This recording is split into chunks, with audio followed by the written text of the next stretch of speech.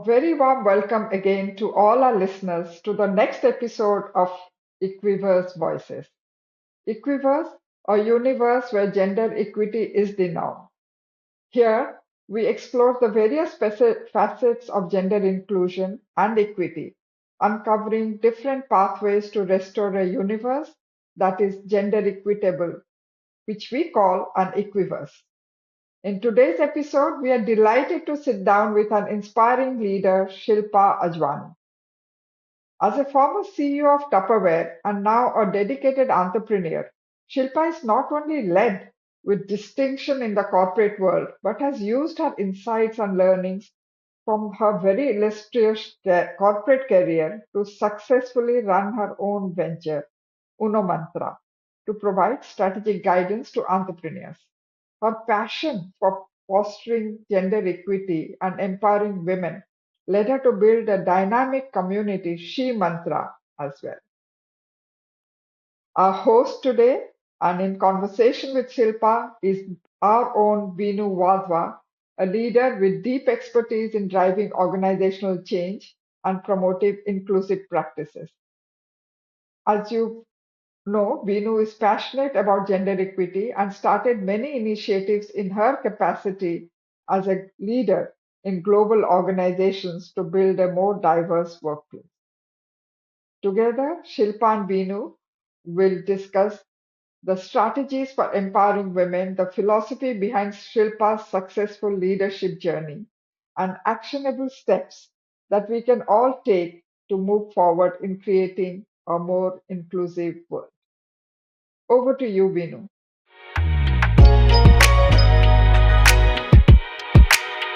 Today we have a remarkable guest with us. She won the CEO of the Year 2017, conferred by Economic Times Award, while she was leading Tupperware India as the Managing Director.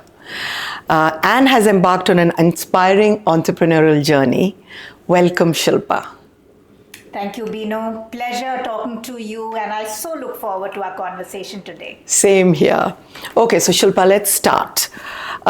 Your dedication for advancing gender equity is evident.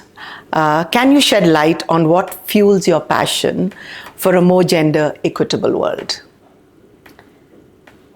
Binoo, I became a very young CEO at the age of 38. And while that was very exciting, soon I found myself lonely at the top. And as I looked around within my industry, outside of my industry, I could see that somewhere we had left a lot of women behind. As I progressed in the leadership journey, there were fewer and fewer women. And that really hit home, especially when I became CEO, because I was always then in the company of only men. And then that's not an issue because you're a professional. But it somewhere hurt me enough to raise curiosity that this is the 21st century. And why do we have such few women in our workplaces? Why do we have such few women in every place where decisions are being made today? And, my journey of asking questions got ignited right there and then. And these questions came from a deep value that I cherish very much, which is fairness. And when I looked around me, I started to question all of what I saw as a human being, as a woman, as a professional, and as a leader. And what I really started to see was shocking to me. I knew that we were being undermined as a gender, as women. Mm-hmm. But the extent of underrepresentation was shocking. I saw it happening globally. I definitely saw it happening in my country, India. And this is something which troubled me deeply, especially when I was reading that the formal labor force participation of women in India had decreased, whereas every research was telling us that whenever we are living in an equitable world, that is actually good for socioeconomic progress for everybody, for businesses, for communities, for society. So why were we just going completely the other way? And this, I think, became very centric to my life purpose as well then. Thinking about it was not enough. Reading about it was not enough. I had to contribute and do something meaningful to change things on ground. So this got integrated with my life purpose, especially as I decided to move out of the corporate world, become an entrepreneur, and do something with my time and energy for this cause. Thank you, Shilpa. And it's really interesting. You hear of women who are doing phenomenal in the corporate world. You hear of women who are doing phenomenal as entrepreneurs.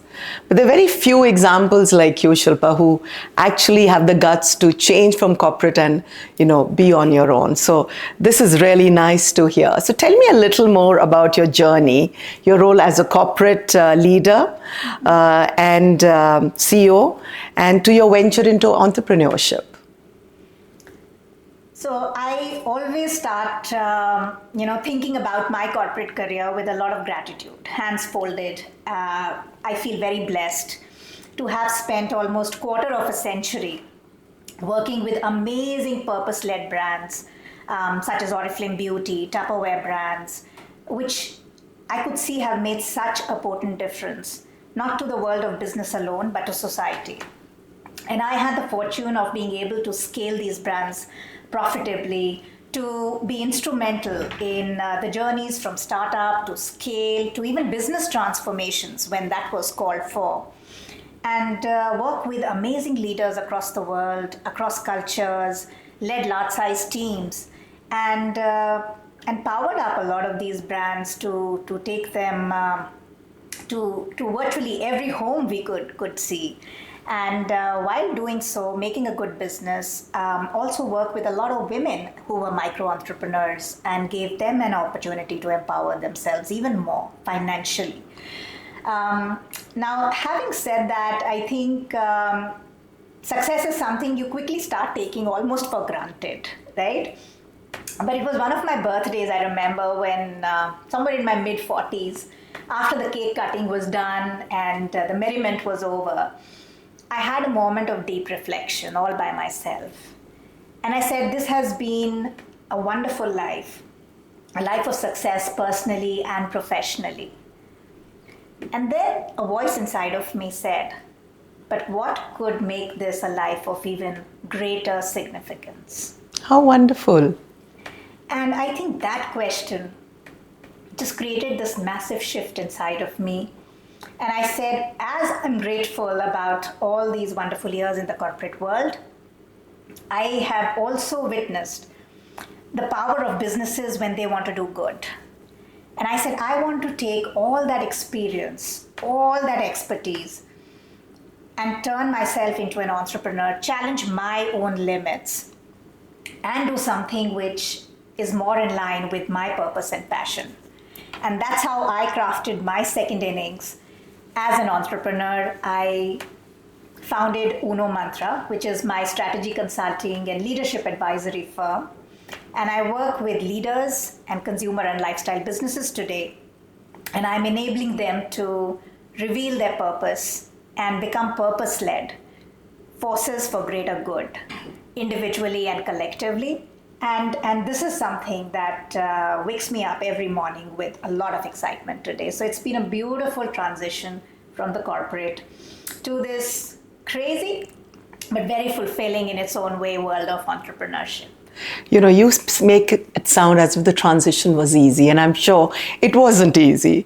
So, Shilpa, why don't you tell us that as you transitioned from the corporate to the entrepreneurship, it meant unlearning some skills, maybe it meant reskilling yourself.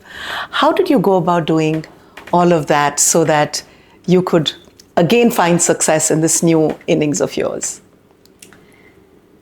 I think every external change is successfully driven only when it is preceded by massive internal change. Mm-hmm.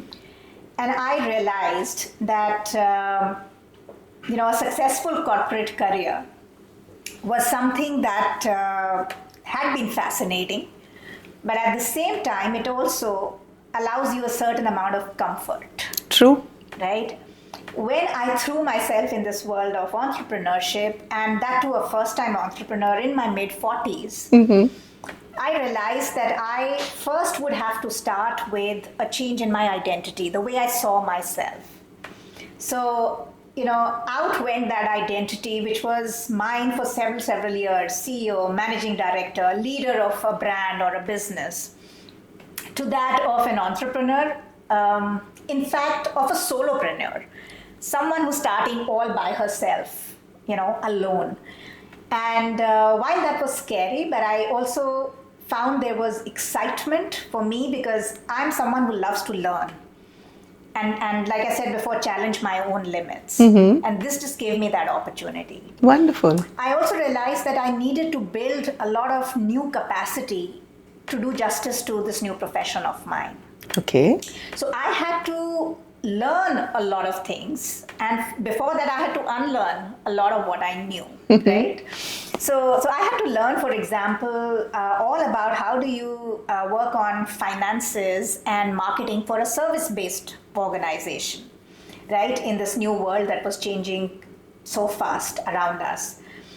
I had to really start by going back to the drawing board, building my business strategy by myself, decoding my own purpose, my own values, while living this new life, setting up the vision and mission for my business, creating a business plan, and doing this all without a CFO, a CMO, a CHRO, right?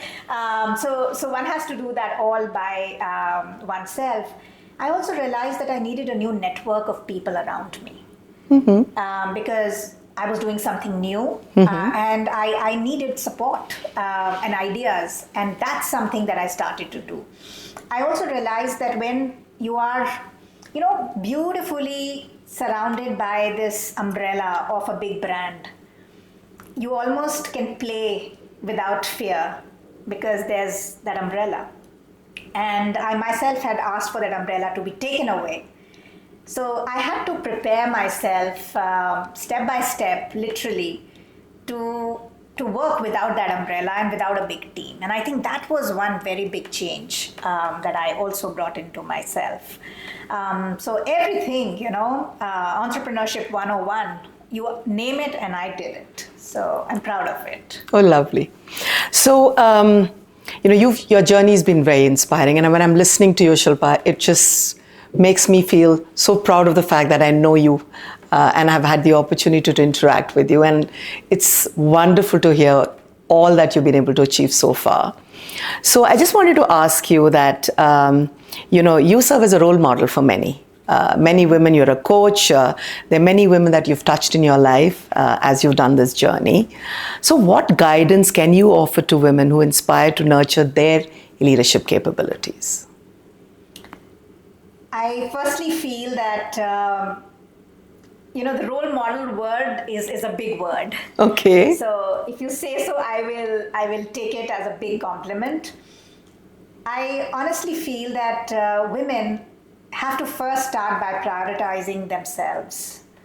By putting ourselves last, we don't do ourselves any good. And one of the first things that I speak with any woman who I mentor especially is that let's start with more self-love. And when we really start with a high self-worth for our own selves, that's when the others start to respect us, our dreams, and that's where support will start to come in. So respect yourself first. Enough to say that I have these dreams, I deserve to live a fulfilling life, and this is what I need to do in order to create that for myself. So that's really the starting point of everything. And then it doesn't just end there. These days there's just so much wonderful support available that you have to just take your hand out and then say that this is what I need, and you will get so much. I just look at the work that I do today, for example. If I start to think about it, today I'm running mentoring programs for corporate women, running mentoring programs for startup incubators. I'm speaking extensively in national, international forums and inspiring women to just dream bigger and dare to dream bigger. and then take action to make that dream come true. I'm curating these leadership journeys because I also feel that women, need some specific advice from someone who's, walked in their shoes before. And I like to just share everything that I did and I did not do, which I definitely want the women coming after me to be doing in their lives, right?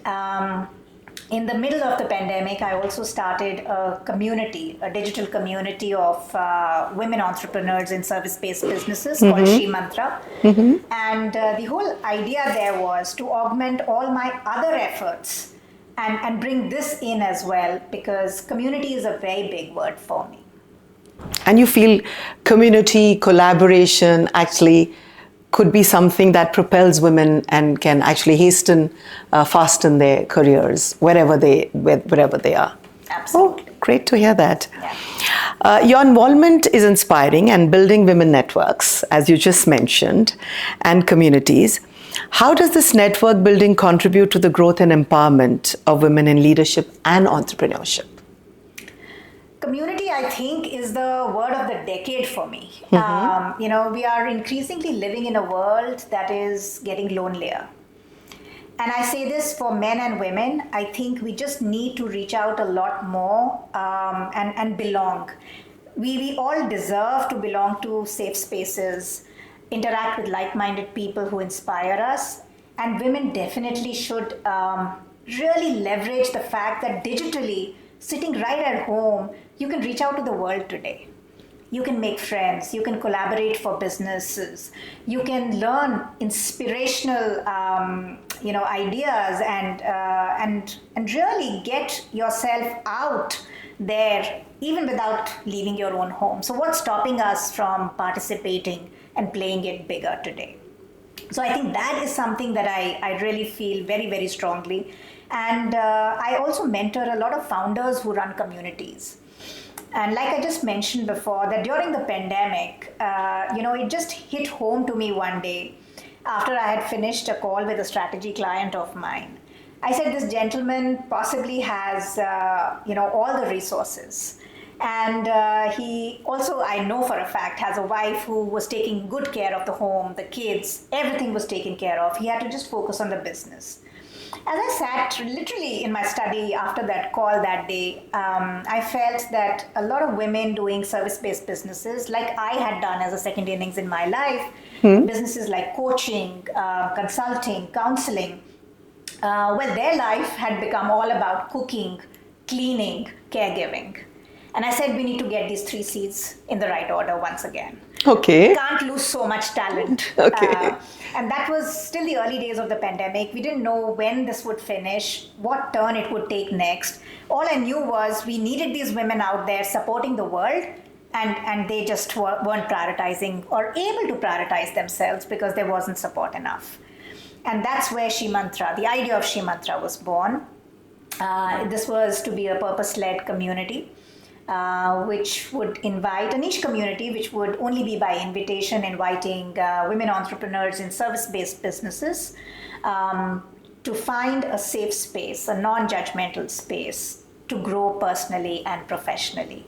And I'm so glad that we haven't looked back.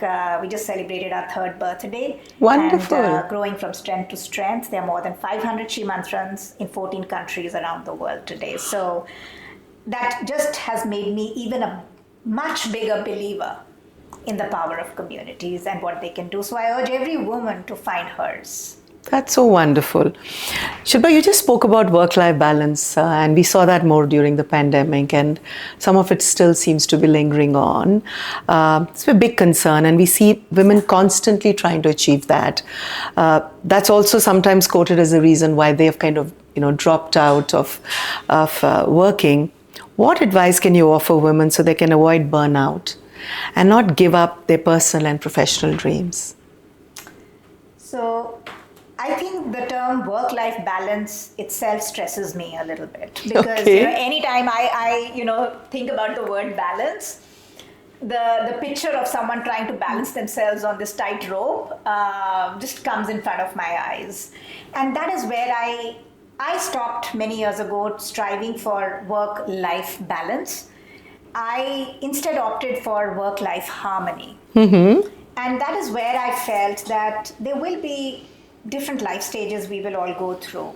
And each life stage will bring Binoo with it its own priorities. Sometimes it will be the kids who will demand a lot out of you. Sometimes it will be your career where you just need to give it that extra to not just stay in the game, but to really thrive and go all the way to the top. And sometimes your parents might need your support as a caregiver as they are aging too. So I think all of these are important roles and we can't shirk away from any. And that is where I actually, with my clients and with those I mentor, I started to use a tool called the Wheel of Life. And I love it so much because it's a visual description. Okay. And on this Wheel of Life, Binoo, you put each significant area of your life, and you can just see it visually that my life is much more than just being, say, a partner, or just being a career person, or just being someone who does gardening on a Sunday morning, right? It just takes care of everything that your life is, all about. And then we sit down and we say that, okay, in this life stage, what feels the most important?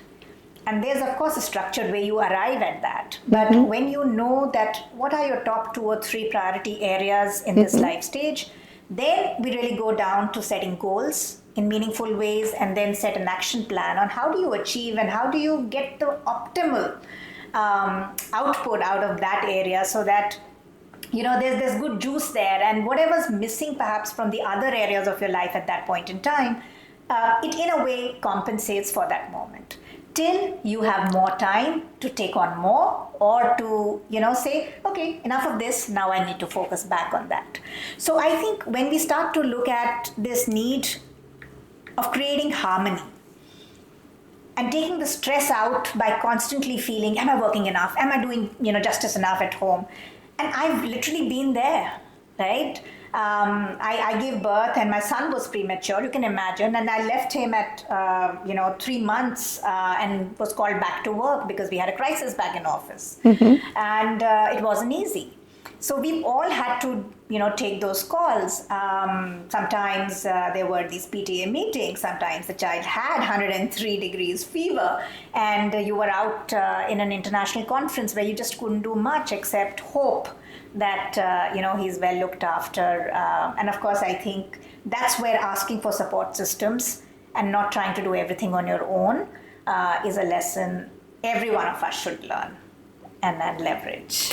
Actually, Shilpa, when I'm listening to you, it just takes me back to my career. And I was just thinking, you can only do it with support. I'm with you. And you can also do it only if you prioritize yourself. Correct. And if you're passionate about what you do. And you were talking about collaboration. So one is, of course, collaborating at the workplace. But like you said, I remember what worked for me is having conversations with my teenage children, saying, this is important for me. And how can you support me? And we had the most interesting conversation. They had a very simple, we had a very simple rule when I came back from work. Can you spend an hour with us? And then you can get on to your calls. Nice. Yeah. And it kind of worked. They thought they were important in my life. And they also supported in what was important for me as a career. So absolutely, I think talking, connecting, collaborating with everybody, all your stakeholders, makes the journey so much fun and successful, right? Another thing, Binoo, I want to just bring up here is the fact that setting goals is extremely important, and we were just talking about it in the context of the Wheel of Life. Right. But I really urge women to set goals constantly for themselves. Also to upskill proactively and not do it reactively when you are hard pressed. If we start to prioritize our life and career in a way that, we know that, okay, to get the most out of this area and this area, I need to be doing this. Capacity building, I think, is essential and has to be done proactively. It cannot be a reactive measure. Like many people just do it when you're forced to. That's something that I strongly advise against. Be very intentional about your life and career, and they are both marathons. So if you do not ask for that support, you do not have that conversation, you wouldn't ever spend that 1 hour, which I think changed so much for you and the children back then, Yeah. right? And a lot of women don't realize that for this marathon to be won, they will require stamina. True. And And it's not it reminds me of when you said we should set goals and we need to reskill ourselves. It reminds me of somebody gave me a very nice advice. Make sure you update your CV every 6 months. And you can only update if you've reskilled yourself. And it doesn't have to be the normal training, but it's the new experience that you throw initiatives that you take, new experience that you get for yourself. So there are many ways that you can learn and upskill yourself, or talks like these, conversations. Yeah. Just there's so much available, like you said, in terms of resources. So yeah. As we wrap up, can you share your perspective how you're enabling other leaders, both men and women? Let's talk a little about men as well. Sure. Fostering a more inclusive and an equitable world. And how important do you think this is in today's day and age? I always feel that when we look at Mother Nature, I think a gender equal world is what she intended right from the beginning. And I go back and ask that who are we to mess with that balance that she had wanted, right? And Yeah. here I bring the word balance because she intentionally put that in. There was just no question in her mind that, what was bigger, smaller, who was more important, less important. And I think over a period of time, we have just played with that intention of hers. So we need to get it right. I am big in believing that this will not happen till we bring men into the conversation.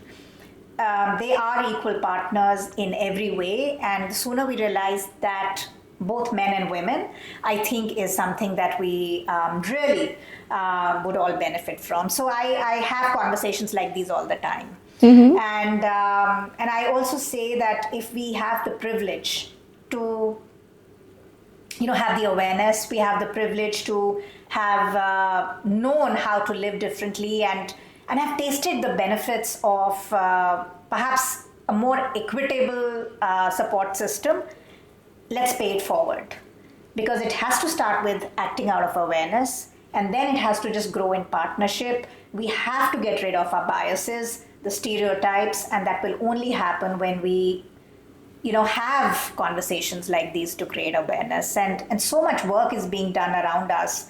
Just open your eyes and ears and accept that we'll all benefit, we'll all prosper when we work with an abundance mindset, which is all about more inclusion, creating a sense of belonging, respecting the diversity that nature so intended. So that's what I would say. Thank you, Shilpa. Thank you so much for sharing your incredible journey and insights into the world of building leadership, capability for women, not only at the corporate world, but in the entrepreneurial journey as well. What advice, one last advice would you like to give to the listeners as to how they as individuals can contribute to building a more gender equal world? What can they do in their little world? So one advice is a constant with me, and it is let's all thrive and let thrive. Not just live and let live, but thrive and let thrive. And that is only possible when we all have an abundance mindset, that there's enough in this world for all of us, provided we share. So it's not about a small cake, it's you can make the cake bigger and have a bigger slice. Yes. Yeah. Thank you, Shilpa. It's been a pleasure listening to you, as always, and all the best. More power to you. Thank you. Thank you, Binoo. Thank you. Thank you so much, Shilpa and Binoo, for that absolutely wonderful, insightful conversation. The strategies and the wisdom you both shared today are a reminder that leadership is not just about running a business successfully, but it's all about creating opportunities, championing inclusion, and building a future where everybody can succeed and thrive. And at Equiverse Voices, we believe in the power of collective action to shape the world where gender equity is the norm, a true Equiverse.